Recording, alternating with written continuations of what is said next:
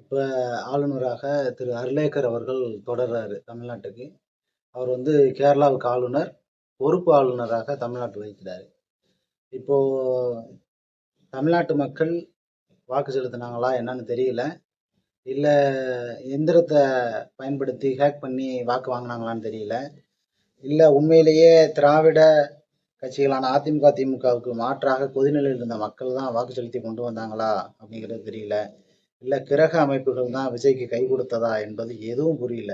ஆனா தமிழ்நாடுக்கு விரைவில் முதலமைச்சராக நாளை பதவியேற்க இருக்கக்கூடிய திரு சோச புசை அவர்களுக்கு வாழ்த்துக்கள். இப்போ ஆங்கில கிழக்கிந்திய கம்பெனி இந்தியாவில் தமிழ்நாட்டில் ஆட்சி அதிகாரத்தில் இருந்தாங்க.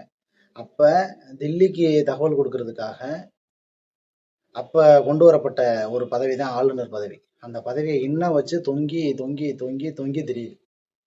ஆனாலும் இந்திய அரசாங்கம் தான் முழுமையாக ஒவ்வொரு மாநிலத்தின் மீதும் தலையிடுது. இப்ப இந்தியா நினைச்சா தமிழ்நாட்டை என்ன வேணாலும் செய்யலாம், முழு உரிமை அதுக்கு இருக்கு. அதுக்கான எடுத்துக்காட்டு தான் தமிழ்நாட்டினுடைய சொந்த பகுதியாக இருந்த, இந்தியாவின் சொந்த நிலப்பகுதியாக இருந்த கச்சத்தீவை இலங்கைக்கு தாரை வார்த்தது.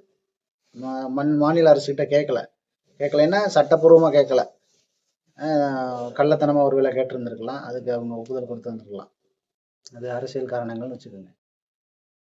இப்ப இழந்த பகுதிகளை திரும்பி மீட்கிறதுக்கான நடவடிக்கை எடுக்க முடியுமான்னு தெரியல, பார்க்கலாம்.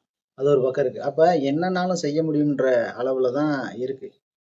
இப்ப அது போல இடையில இங்க இருக்க செய்தி அங்க சொல்றதுக்கான ஒரு தூதுவராகத்தான் ஆளுநர் அப்படிங்கிற பதவி இருக்கு. இந்த பதவி இருக்கிறது பாருங்க, 108 இடங்கள் பெரும்பான்மை பெற்றிருந்தால் கூட, 108 இடங்கள், 107 இடங்கள் ஒண்ணு தவிர 107 இடங்கள் பெரும்பான்மை பெற்று இருந்தால் கூட, ஆனா ஆளுநர் தான் பதவி பிரமாணம் செய்து வைக்கணும் அப்படின்னு சொல்லக்கூடிய இந்த இந்திய அரசியலமைப்பு சட்டம் அப்படிங்கிறது ஒவ்வொரு தேசிய மொழி இனங்களுக்குமான உரிமையை முழுமையாக மறுக்கிறது என்பதை புரிந்து கொள்ளணும்.